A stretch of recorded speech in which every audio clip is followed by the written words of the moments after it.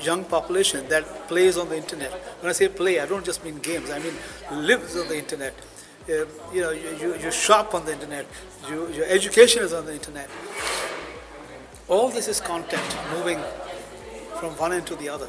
To move this content, you need connectivity, right? And you need somewhere to house the content. The content has to be stored somewhere, cached somewhere, and then when you go on your device, smart device, and you access Instagram or you access Facebook, you are pulling that content from that house.